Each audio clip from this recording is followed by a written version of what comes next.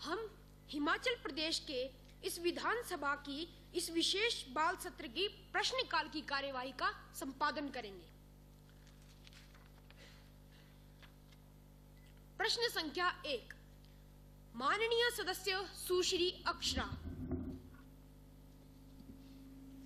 माननीय अध्यक्ष महोदय, मैं आपके माध्यम से माननीय मंत्री से यह प्रश्न पूछना चाहती हूं कि हमारे प्रदेश में कितनी राजनीति से भरी कितनी राजकीय करियर काउंसलिंग संस्थान मौजूद हैं। सरकार विवरण सदन के सभा पटल पर रखे।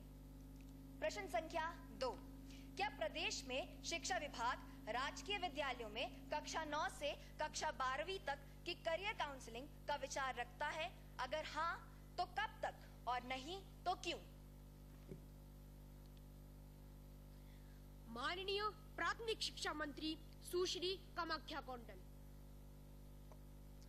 माननीय अध्यक्ष महोदय, मुझे खेद है कि राज्य में एक भी राजकीय करियर काउंसलिंग संस्थान मौजूद नहीं है। माननीय महोदय, मैं सदन को बताना चाहूंगी कि करियर काउंसलिंग का मुद्दा सरकार के ध्यानार्थ पहली बार आया है और इस विषय की बच्चों के जीवन में अहमियत समझते हुए मैं हमारे विभाग के अधिकारियों से इस विषय पर अवश्य चर्चा करूंगी।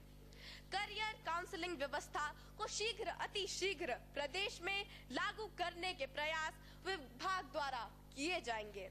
मेरा माननीय सदस्य से भी आग्रह रहेगा कि बेहतर व्यवस्था के लिए आपके विचार भी हमारे विभाग से साझा करें। माननीय सदस्य श्री तमेश। अध्यक्ष महोदय, दिल की गहराई से धन्यवाद करना चाहूंगा मैं जो इस सदन में मुझे आवाज बुलंद करने का अवसर प्रदान किया। अध्यक्ष महोदय, मैं आपके माध्यम से जानना चाहूंगा, माननीय प्राथमिक शिक्षा मंत्री जी, बच्चों की सर्वांगीण विकास हेतु कैरियर काउंसलिंग अति आवश्यक है। जहां लाखों युवाओं की भीड़ पारंपरिक विषय से जुड़े रोजगार तलाशने में जुटी रहती है, वहीं वर्तमान जरूरतों के हिसाब से नए कैरियर के विकल्पों की बच्चों को जानकारी नहीं है।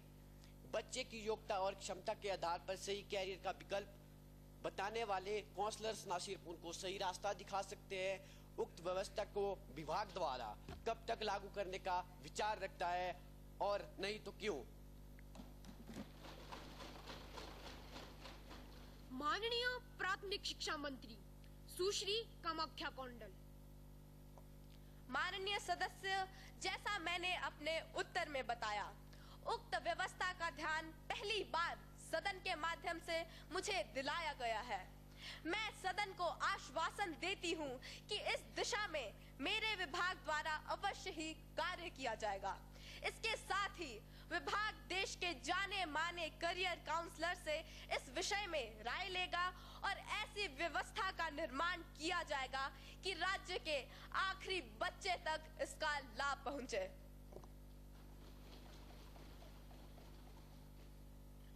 प्रश्न संख्या 2, माननीय सदस्य सुश्री आस्था। मैं माननीय अध्यक्ष महोदय के माध्यम से मंत्री जी से यह पूछना चाहती हूं कि पर्यावरण संरक्षण बच्चों के स्वास्थ्य और बेहतर भविष्य के लिए बेहद जरूरी है।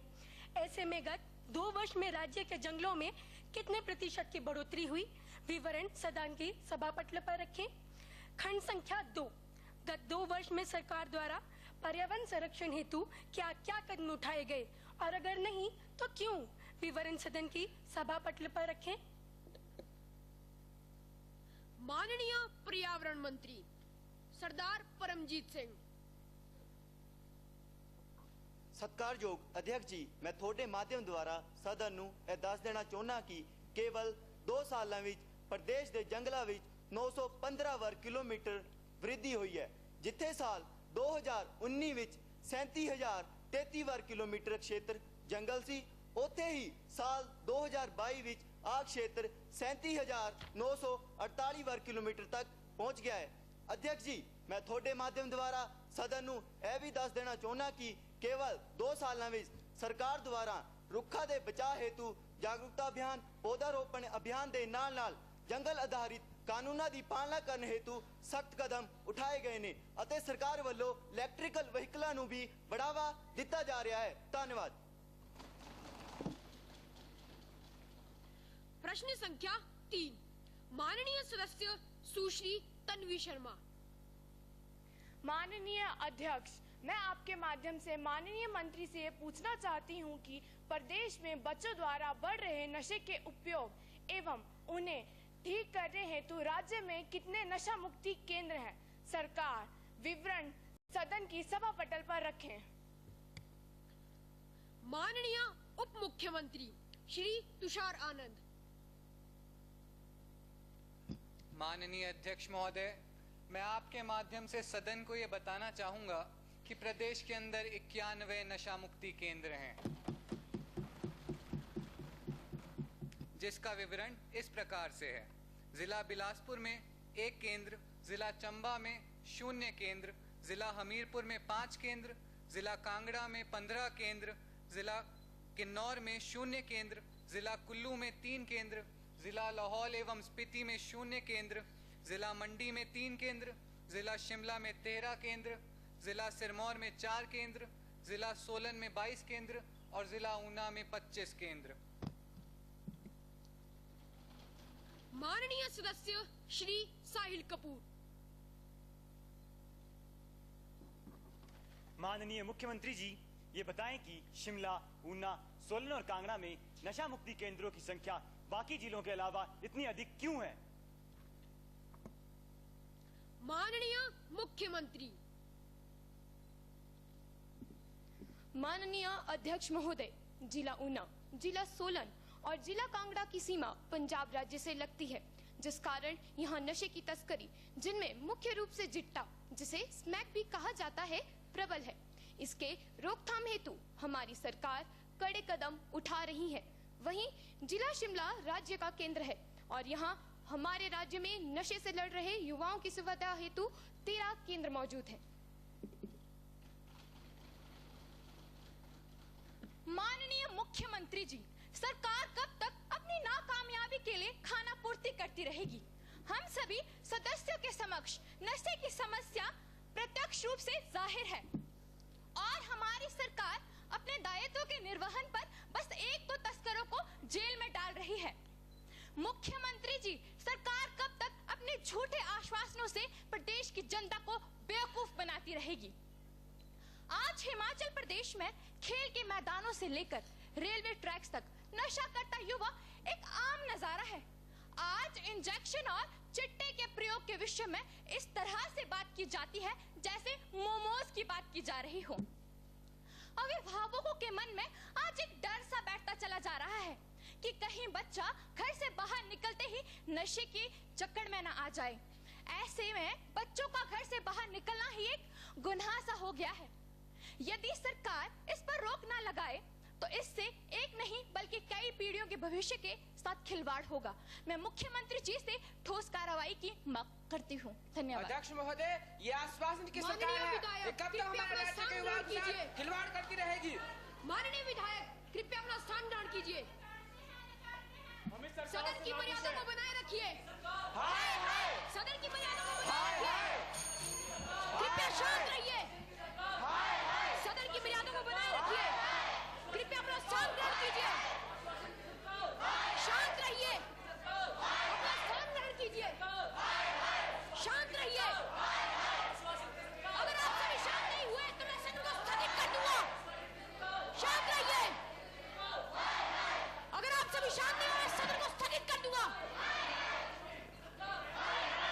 मैं सदन को स्थगित कर दूंगा।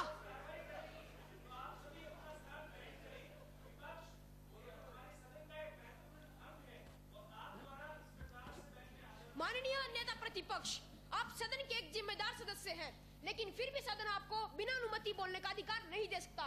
इस तरह बोलकर आप अपने साथी सदस्य को क्या संदेश दे रहे हैं? कृपया अपना स्थान ग्रहण कीजिए।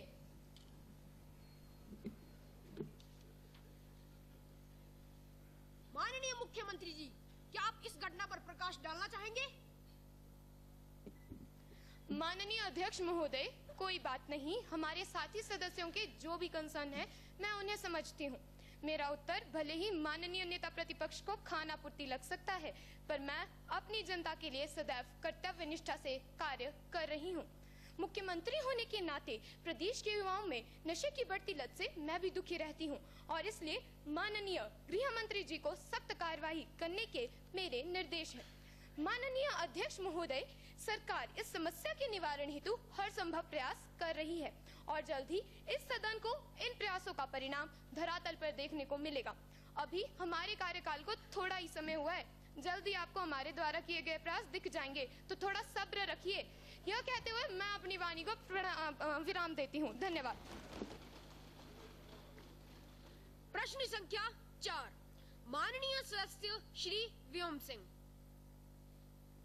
माननीय अध्यक्ष महोदय, मैं आपके माध्यम से यह पूछना चाहता हूं कि प्रदेश में बच्चों एवं युवाओं के खेलने हेतु कौन कौन से खेलों को बढ़ावा दिया जा रहा है, सरकार सदन पटल पर रखे। प्रश्न संख्या 2, हमारे पड़ोसी राज्यों जैसे हरियाणा, पंजाब, उत्तर प्रदेश एवं राजस्थान में खिलाड़ियों के प्रोत्साहन हेतु धनराशि व सरकारी नौकरी देने के प्रावधान है, जबकि हमारे राज्य में प्रोत्साहन की सुदृढ़ व्यवस्था न होने के कारण अभिभावक खेलों में बच्चों को आगे बढ़ने से रोकते हैं। ऐसे में राज्य सरकार क्या खिलाड़ियों के प्रोत्साहन हेतु कोई विचार रखती है? अगर हाँ तो क्या, अगर नहीं तो क्यों? माननीय खेल मंत्री श्री व्योम ठाकुर। वेदांत ठाकुर। अध्यक्ष महोदय, मैं आपके माध्यम से सब सभा को यह बताना चाहता हूं कि प्रदेश सरकार cricket, football, hockey, ice hockey, golf, badminton, table tennis, kabaddi, tennis, volleyball, judo, कुश्ती, खो खो, हैंडबॉल जैसे पारंपरिक खेलों के साथ ही paragliding, skiing, ice skating, trekking जैसे रोमांचक खेलों में भी बढ़ावा दे रही है। प्रदेश में खेलों को बढ़ावा देने के लिए एवं खिलाड़ियों के प्रोत्साहन हेतु राज्य सरकार की नौकरियों में 3% के कोटे का प्रावधान मौजूद है। इन नौकरियों में वर्ग 3 एवं वर्ग 4 में सीधी भर्ती का प्रावधान राज्य सरकार द्वारा किया गया है। इसी के साथ हिमाचल प्रदेश पुलिस भर्ती 2023 में भी 52 खेलों के अंतर्राष्ट्रीय खिलाड़ियों के लिए स्पोर्ट्स कोटे का प्रावधान है। माननीय महोदय, इसी के साथ खेलों को बढ़ावा देने के लिए प्रदेश सरकार राजस्थान एवं छत्तीसगढ़ राज्य की तर्ज पर सितंबर माह में ग्रामीण ओलंपिक का आयोजन करने का भी विचार रखती है। प्रश्न संख्या 5, माननीय सदस्य सुश्री चारुप्रिया। माननीय अध्यक्ष महोदय, बच्चों का हृदय कोमल होता है। ऐसे में जब वे अपने परिवार के बड़ों को चरमराई हुई चिकित्सा व्यवस्था के कारण गंभीर हालत में देखते हैं, तो उनका प्रदेश की चिकित्सा व्यवस्था से विश्वास उठ जाता है। बच्चों से जुड़ी स्वास्थ्य संबंधी परेशानियों का समय पर इलाज न होने के कारण काफी तकलीफों का सामना करना पड़ता है। प्राथमिक चिकित्सा मुहैया कराने के लिए प्रदेश में कितने सक्रिय प्राथमिक चिकित्सा केंद्र मौजूद हैं? सरकार विवरण सदन की सभा पटल पर रखे। प्रश्न संख्या 2, प्रदेश में कुछ पीएचसी मात्र नाम की ही पीएचसी हैं। यहाँ ना तो डॉक्टर हैं और ना ही प्राथमिक सुविधाएं। आम आदमी को बुनियादी चिकित्सा मुहैया कराने के लिए सरकार क्या विचार रखती है? सरकार विवरण सदन की सभा पटल पर रखे। माननीय चिकित्सा मंत्री सुश्री निकुंज रांगटा। मैं सदन को बता दूं कि प्रदेश में कुल 606 प्राथमिक चिकित्सा केंद्र हैं। माननीय अध्यक्ष महोदय, विभाग की जानकारी के मुताबिक प्रदेश में सभी पीएचसी कार्यान्वित स्थिति में है। यदि माननीय सदस्य द्वारा उठाए गए सवाल के अनुसार इन चिकित्सा केंद्रों के नाम मौजूद हैं, तो वह विभाग के अधिकारियों को सीधा सूचित करें। विभाग उचित एवं तीव्र कार्यवाही कर उक्त समस्या के निवारण हेतु कर्तव्यबद्ध है। एवं उचित कार्यवाही का आश्वासन माननीय सदस्य को देता है। प्रश्न संख्या 6 माननीय सदस्य सुश्री सोनम युडोन। माननीय अध्यक्ष महोदय, प्रदेश की कला एवं संस्कृति के संरक्षण हेतु सरकार द्वारा क्या कदम उठाया जा रहा है? सरकार विवरण सदन की सभा पटल पर रखे। प्रश्न संख्या 2 प्रदेश के प्रमुख एवं ऐतिहासिक मंदिरों की जो प्रदेश की संस्कृति का भी प्रतीक है, उन तक पहुंचने वाली सड़कों की हालत बहुत ही खस्ता है, उन तक जिसके कारण हजारों की संख्या में आने वाले श्रद्धालुओं को अनेकों तकलीफों का सामना करना पड़ता है। क्या ऐसे में सरकार इन सड़कों की मरम्मत का कोई विचार रखती है? अगर हाँ तो कब तक और नहीं तो क्यों? माननीय पर्यटन एवं कला संस्कृति मंत्री सुश्री दिव्यांशी शर्मा। माननीय अध्यक्ष महोदय, मैं आपके माध्यम से इस सदन को बताना चाहती हूं कि प्रदेश की कला एवं संस्कृति के संरक्षण हेतु सरकार ने हाल ही में शिमला में समर फेस्टिवल का आयोजन किया है। प्रदेश सरकार ने हमारे राज्य यानी हिमाचल प्रदेश के प्रमुख नृत्य नाटी के संरक्षण एवं इसके प्रोत्साहन के लिए विभिन्न सामाजिक संगठनों के सहयोग से समय समय पर आयोजन करती रहती है। मैं सदन को बता दूं कि प्रदेश में कला एवं संस्कृति को संजोए रखने के लिए विभिन्न जगह पर संग्रहालय भी मौजूद है। प्रश्न संख्या 2 प्रदेश सरकार हिमाचल के प्रमुख पौराणिक ऐतिहासिक मंदिर जो देवभूमि हिमाचल प्रदेश की संस्कृति का प्रतीक है, उन मंदिरों तक पहुंचने वाली सड़कों के मरम्मत के लिए विचार रखती है, परंतु अभी तक इन मंदिरों में श्रद्धालुओं के आवाजाही के कारण सरकार ने कुछ समय के लिए इस पर रोक लगाया है। जब मंदिरों में श्रद्धालुओं की संख्या थोड़ी कम हो जाएगी, तब सरकार द्वारा तय किए हुए विभाग इस कार्य को पूर्ण करेंगे। महोदय, मैं आपकी अनुमति से इस सदन को बता देना चाहती हूं कि हमारी सरकार हिमाचल प्रदेश के प्रत्येक पर्यटन स्थल से जुड़ा हुआ प्रत्येक रिकॉर्ड मांग रही है, इकट्ठा कर रही है, जिससे हम एक नया पर्यटन रूट बना सकें, ताकि हिमाचल प्रदेश धार्मिक पर्यटन, चिकित्सा पर्यटन एवं रोमांचकारी पर्यटन के विषय में एक समग्र नीति बना सके। हम पर्यटकों को सुविधाएं देने के लिए देश के प्रमुख मंदिरों की व्यवस्था का भी अध्ययन कर रहे हैं। हम सभी जानते हैं, हमारी सरकार जानती है कि हिमाचल प्रदेश की लगभग 1/4 आबादी यहाँ आने वाले पर्यटकों से प्रत्यक्ष एवं परोक्ष रूप से जुड़ी हुई है। माननीय मंत्री जी, इस बात तो सच बोल रहे हैं ना आप, क्योंकि हमारी धार्मिक आस्था का सवाल है और आप अपने झूठे वादों के चक्कर में कहीं सरकार को बड़े नुकसान का सामना न करने दे पड़े। जरा ध्यान रखिएगा इस बात का। माननीय सदस्य, बैठे और वह भी बिना अनुमति के बोलना सदन की गरिमा के खिलाफ है। यह सदन प्रदेश के हर नागरिक का है। आप अपनी इन धार्मिक राजनीति को सदन के बाहर रखिए, नहीं सदन आप पर कड़ी कार्रवाई लेने के लिए कटिबद्ध है। महोदय, मैं अपने साथी द्वारा की गई इस गलती के लिए क्षमा प्रार्थी हूँ। मैं आपको इस बात का आश्वासन देता हूँ कि दोबारा मेरे किसी साथी द्वारा ऐसी गलती नहीं होगी। प्रश्न संख्या 7 माननीय सदस्य सुश्री साक्षी चौहान। माननीय अध्यक्ष महोदय, मैं आपके माध्यम से जानना चाहूंगी कि प्रदेश में पिछले 1 वर्ष में कितनी सरकारी परीक्षाएं कराई गई। सरकार विवरण सदन की सभा पटल पर रखे। इन प्रतियोगी परीक्षाओं में कितनी परीक्षाएं पेपर लीक के कारण रद्द की गई। सरकार विवरण सदन की सभा पटल पर रखे। माननीय उच्च शिक्षा मंत्री सुश्री मिशल। माननीय अध्यक्ष महोदय, मैं आपके माध्यम से इस सभा को यह बताना चाहूंगी कि प्रदेश में गत 1 वर्ष में 2 सरकारी परीक्षाएं करवाई गई तथा प्रदेश में 2 परीक्षाओं को पेपर लीक के मामले में रद्द कर दिया गया। माननीय उपनेता प्रतिपक्ष हरिओम। धन्यवाद अध्यक्ष महोदय, जो आपने मुझे मेरी बातों को रखने का अवसर प्रदान किया।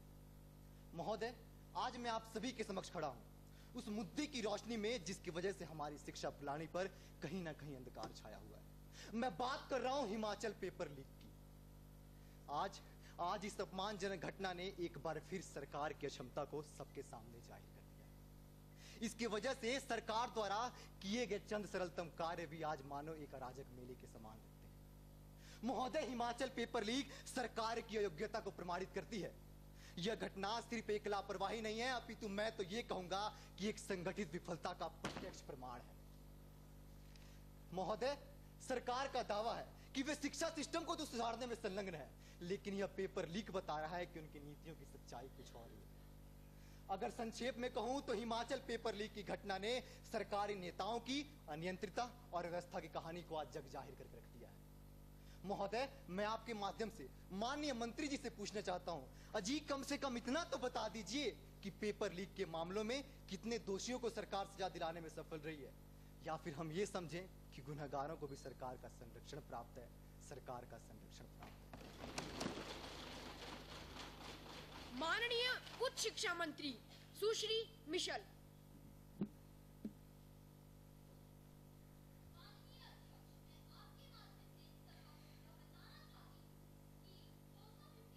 आरोपियों पर प्रशासन द्वारा कार्रवाई की गई और हमीरपुर परीक्षा मामला कोर्ट में लंबित है।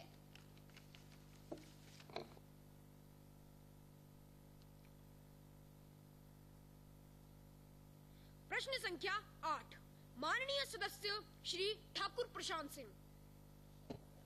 माननीय अध्यक्ष महोदय, मैं सारे ते पहले आभार व्यक्त करदा कि तुम मिंजो इस पवित्र सदना च अपनी गल रखने का मौका दिता। माननीय महोदय, मैं तुंदे माध्यम आते मंत्री जी से एक सवाल पूछना चाहता कि प्रदेश सरकार राज्य च कहरांदे पानिया के संकटा च देखने हेतु प्रदेश सरकार घर घर पानी पहुंचाने हेतु क्या काम कर रही, इसका पूरा विवरण इस सभा पटल पर रखा जाए।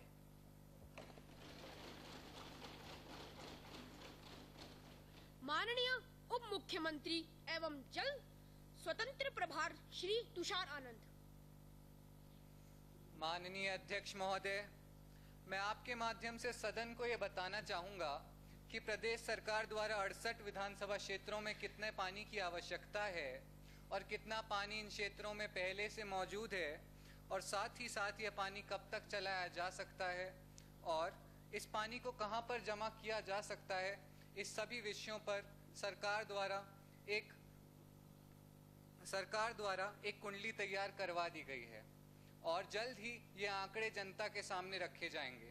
मैं ये बात सुनिश्चित कर देता हूं कि जब तक इस प्रदेश के एक एक व्यक्ति के घर तक नल से पानी पहुंच रहा है, तब तक हमारा विभाग इस क्षेत्र में कार्य करता रहेगा। धन्यवाद। प्रश्न संख्या 9 माननीय सदस्य सुश्री शालिनी ठाकुर। माननीय अध्यक्ष महोदय, मैं आपके माध्यम से माननीय मंत्री जी से ये जानना चाहती हूँ कि राज्य पर 75,000 करोड़ के कर्ज को खत्म करने की दिशा में वित्त विभाग द्वारा क्या कार्य किए जा रहे हैं। प्रश्न संख्या 2 प्रदेश सरकार द्वारा हाल ही में ओपीएस बहाल की गई है। ऐसे में इतने कर्ज के होते हुए क्या सरकार द्वारा यह स्कीम लागू करने पर विभाग पर पहले से ही चल रहा वित्तीय संकट गहराएगा नहीं। प्रश्न संख्या 3 क्या विभाग ओपीएस लागू करने के बाद सरकारी कर्मचारियों द्वारा व्यय की जाने वाली अनावश्यक राशि के रोकथाम हेतु कोई कार्य कर रहा है? यदि हाँ तो क्या, यदि नहीं तो क्यों? माननीय वित्त मंत्री श्री फैजान। माननीय अध्यक्ष महोदय, मैं आपके माध्यम से सदन को अवगत करवाना चाहता हूं कि प्रदेश सरकार राज्य पर चल रहे 75,000 करोड़ के कर्ज को खत्म करने हेतु अपना पूरा प्रयास कर रही है। पिछली सरकारों द्वारा छोड़े गए वित्तीय बोझ को कम करने हेतु माननीय मुख्यमंत्री जी दिल्ली में जाकर केंद्रीय मंत्रियों से मुलाकात कर आए हैं। 2024 में खत्म हो रहे शानन पावर प्रोजेक्ट लीज जो अभी पंजाब सरकार के हाथों में है, हिमाचल प्रदेश सरकार इसे भी हिमाचल में लाने का प्रयास कर रही है। प्रदेश सरकार द्वारा ओपीएस लागू करने का मुख्य कारण प्रदेश के विकास के लिए दिन रात कार्य कर रहे लाखों कर्मचारियों के भविष्य को सुरक्षित करना है। हमने केंद्र को एनपीएस फंड में राज्य सरकार द्वारा जमा कराई गई राशि को वापस राज्य सरकार को देने की मांग भी की थी, जो कि केंद्र सरकार ने नकार दी है, परंतु राज्य सरकार अपना हक लेने के लिए प्रयासरत है। महोदय, वित्त एक गंभीर मंत्रालय है महोदय, इसके सही प्रबंधन से ही प्रदेश ऊंचाइयों को छू सकता है। ऐसे में विभाग द्वारा प्रदेश सरकार के सभी कर्मचारियों द्वारा व्यय हर एक राशि का लेखा जोखा रखा जाता है और हम विश्वास के साथ कह सकते हैं कि प्रदेश में सरकार का एक भी पैसा अनावश्यक रूप से खर्च करने का कोई सवाल ही नहीं उठता।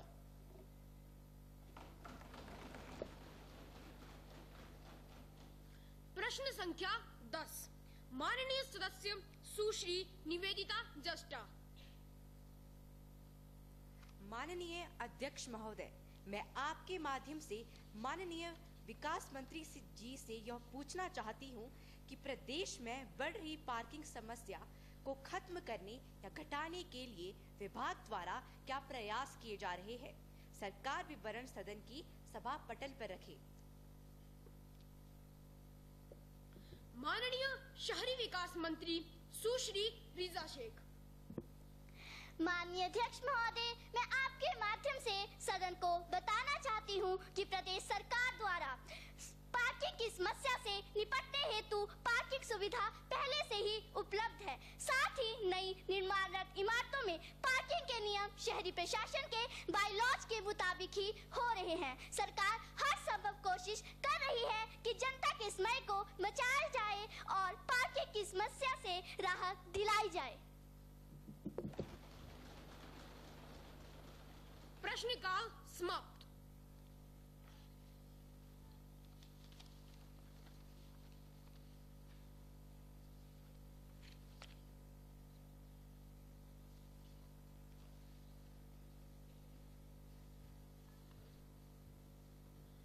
इस विशेष बाल सत्र में प्रक्रिया के नियम 324 के अंतर्गत मुझे माननीय सदस्यों से विशेष उल्लेख प्राप्त हुए हैं, जो कि इस प्रकार से हैं।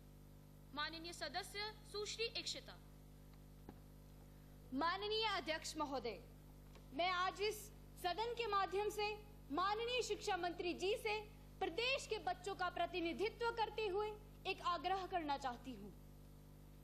सभापति महोदय, कोरोना आया और गया, विश्व रुका और विश्व ने एक बार फिर अपनी रफ्तार पकड़ी, परंतु एक समस्या जो कोरोना काल के दौरान सभी के सामने प्रत्यक्ष खड़ी हुई, वह थी मानसिक परेशानियां, जैसे डिप्रेशन, स्ट्रेस, टेंशन, हाइपरटेंशन व इत्यादि।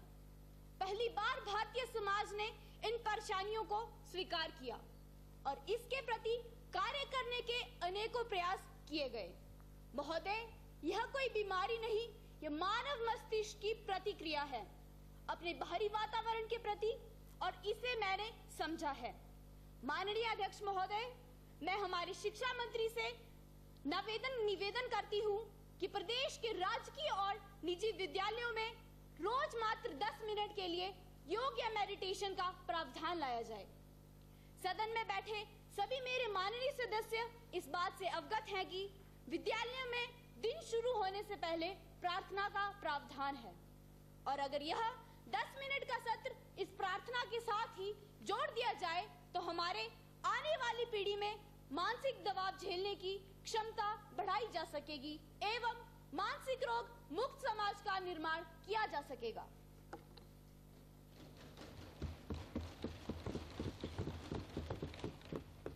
माननीय सदस्य श्री आदित्य।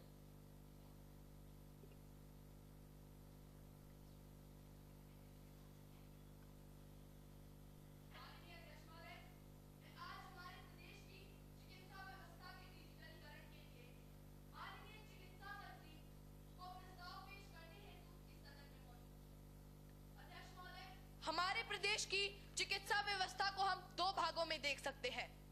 पहला भाग जिला स्तर पर, जहां हमें देखने को मिलता है कि लगभग सभी जिलों में हॉस्पिटल का विकास किया जा चुका है और जिला शिमला में प्रदेश के कुछ बहुत अच्छे चिकित्सा संस्थान मौजूद है।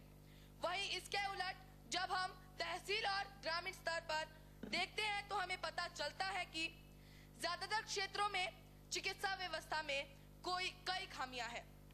कहीं पीएचसी नहीं है, कहीं है तो उसमें डॉक्टर नहीं है, किसी में डॉक्टर है तो उसमें 24 घंटे सुविधा नहीं है, 24 घंटे सुविधा है तो उसमें उपकरणों की खामी है।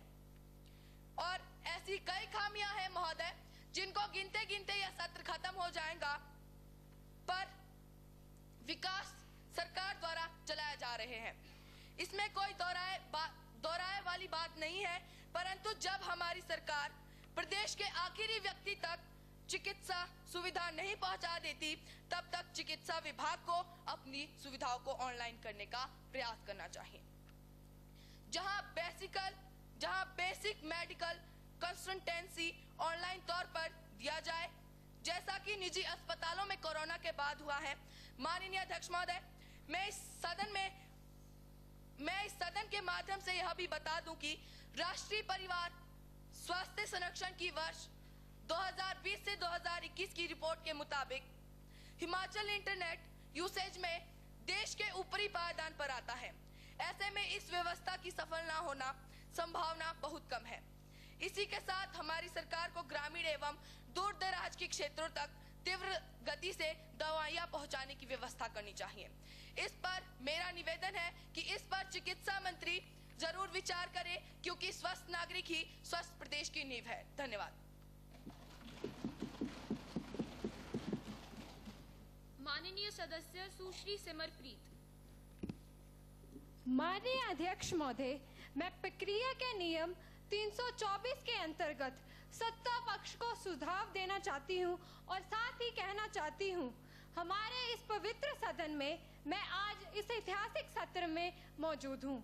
यह मुझे स्वप्न की अनुभूति दिला रहा है और यही सच्चाई है, इसीलिए मैं खुश हूं। माननीय महोदय, मैं आज जिस विषय वस्तु पर अपना सुझाव सदन में रख रही हूं, यह मुद्दा भारतीय लोकतंत्र की जड़ों को मजबूती बनाने के लिए है।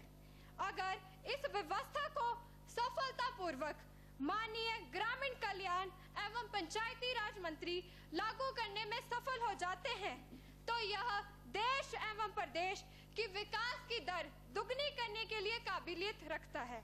माननीय सभापति महोदय, मैं ग्राम पंचायत में बच्चों की सहभागिता सुनिश्चित करने के लिए इस सदन में मांग रखती हूँ। बच्चे देश का भविष्य हैं।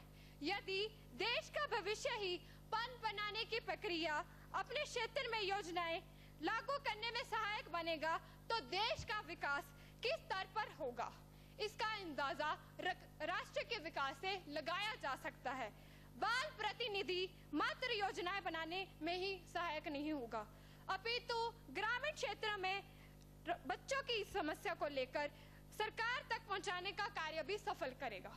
मैं माननीय मंत्री जी से निवेदन करती हूं कि मेरे सुझाव पर नजर डाली जाए और राज्य के उज्जवल भविष्य के लिए इस ओर कार्य किया जाए। धन्यवाद महोदय।